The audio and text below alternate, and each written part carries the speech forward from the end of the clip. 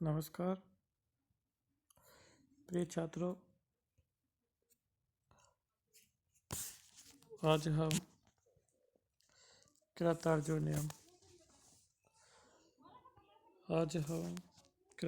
नियम का श्लोक संख्या 8 से आगे पढ़ना प्रारंभ कर रहे हैं।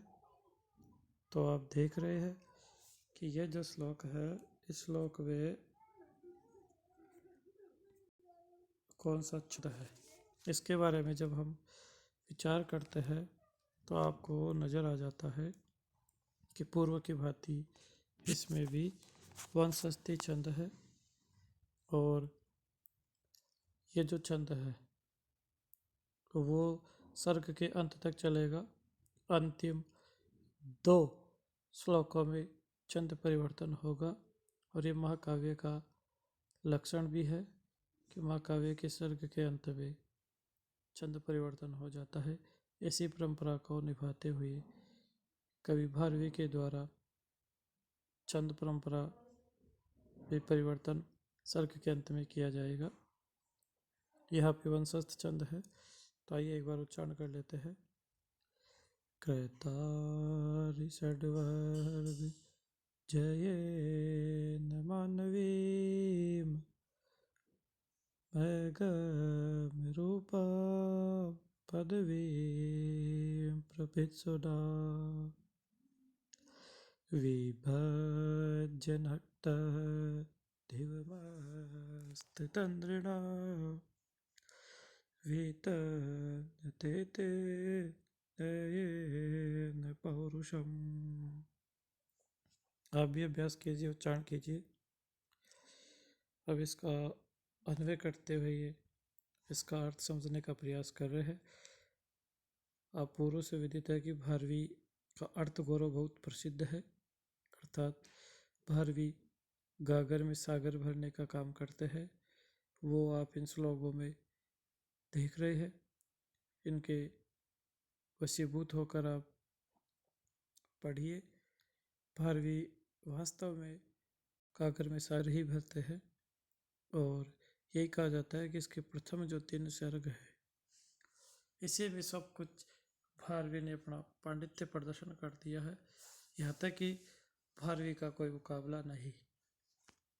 तो विद्वान इसी बात को लेकर बताते हैं। तो देखिए भारवी के द्वारा इस श्लोक में क्या कहा गया है। श्लोक का अर्थ बताने से पहले एक बात और बता देते हैं कि आप प्रत्येक वीडियो को देखिए और उसको सब्सक्राइब भी कीजिए। 2-3 बार वीडियो को सुनिए कि जब तक आप 2-3 बार वीडियो नहीं सुनेंगे तब तक आपको श्लोक को समझने में दिक्कत आएगी। 2-3 बार सुनने के बाद भी आपको किसी प्रकार की कोई दिक्कत नहीं होगी। तो आइए देखते हैं। इसका अन्वय यही से प्रारंभ है। कृतारि षड्वर्ग।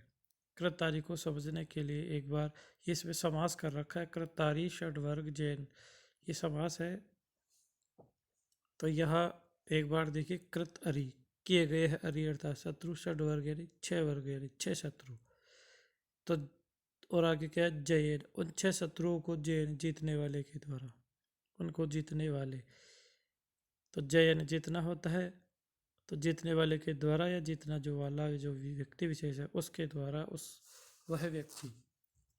तो कृतारि तो किए गए, पाले गए, कौन से, अरि यानी शत्रु, षड्वर्ग 6 शत्रु। 6 शत्रु कौन से है, तो देखिए काम है, क्रोध, लोभ, मद, मोह और मत्सर। इन 6 शत्रुओं को जीतने वाले, अर्थात जो मनुष्य इन 6 शत्रुओं को जीत लेता है, ऐसे व्यक्ति के द्वारा। जो मैगम्य रूपाम लिखा है, इसमें से जो मैं है वो मानवीय के साथ जोड़ दीजिए, द्वितीय का एक वचन बना दीजिए। जैसे अपन बनाते हैं नदीम, उसी प्रकार बढ़ जाएगा मानवीम। तो मैं में से क्या बाहर निकलेगा, क्योंकि द्वितीय के एक वचन में मैं हलंत आता है। आप इन चीज़ों को धीरे धीरे सीख ही रहे हैं।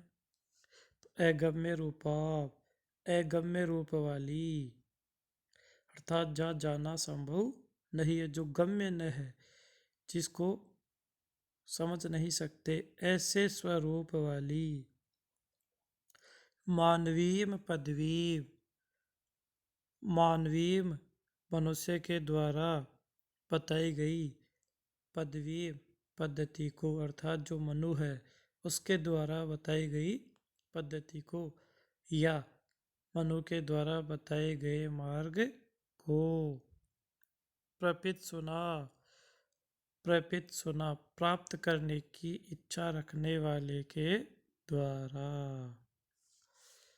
प्रपित सुना प्राप्त करने की इच्छा रखने वाले व्यक्ति के द्वारा। अस्त तंद्रिणा, अस्त यानी अस्त हो गया है तंद्री, तंद्री मतलब आलस्य, तो आलस्य छोड़े हुए के द्वारा, तेन वह, नक्तन दिवा, नक्तन यानी रात और दिव यानी दिन, तो रात तथा दिन में विभज्य विभाग करके, अर्थात रात का काम रात को बांट करके और दिन का काम दिन को बांट करके, नयन नीति से पौरुषम अपने पुरुषार्थ को, अपने कार्य को, वितन्यते फैला रहा है।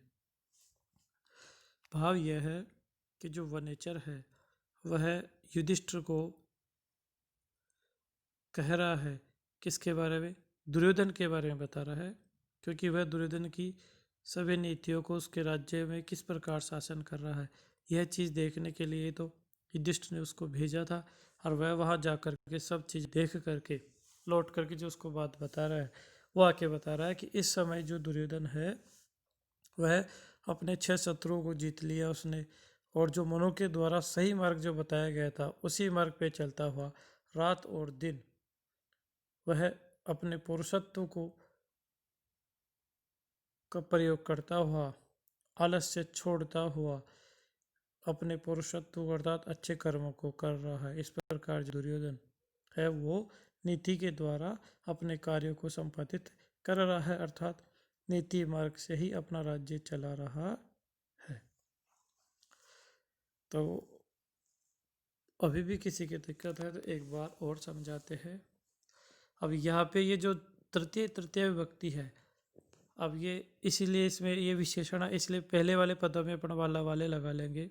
तो देखिए, कृतारी षड वर्ग जय, 6 शत्रुओं को जीतने वाले, अगम्य रूपा जहाँ कोई नहीं जा सकता है, जिसको कोई समझ नहीं सकता है, ऐसी मानवीय पदवी मनु के द्वारा बताई गई पद्धति को, अर्थात शास्त्र में मनु द्वारा श्रेष्ठ विद्वानों के द्वारा कही गए रास्ते को, मार्ग को प्रपित सुना प्राप्त करने की इच्छा रखने वाले, अस्त तंद्रिणा जिसने आलस्य छोड़ दिया है, ऐसे तेन उसके द्वारा, किसके द्वारा, उस दुर्योधन के द्वारा, नक्तान दिवा रात और दिन इन दोनों को विभज्य भली भांति बांट करके इनका विभाग करके, नयन नीति से शास्त्रों में बताए गए रास्ते से,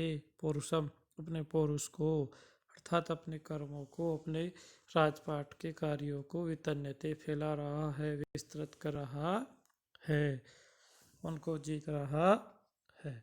इस प्रकार ये इस श्लोक का अर्थ आपका पूरा हुआ। तो इसमें आप ये चीज़ देख रहे हैं, समझ में आ गया होगा, एक एक चीज़ आपको बता दी गई है। फिर भी भाव एक बार और दोबारा से कह रहा हूँ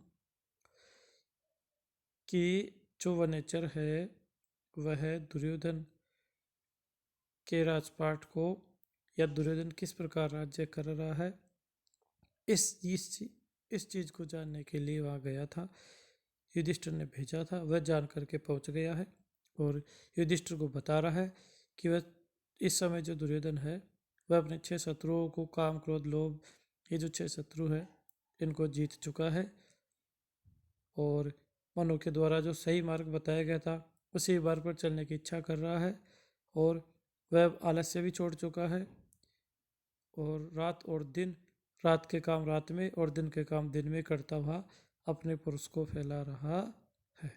इस प्रकार ये श्लोक पूर्ण हुआ। धन्यवाद। मिलते हैं अगले वीडियो में।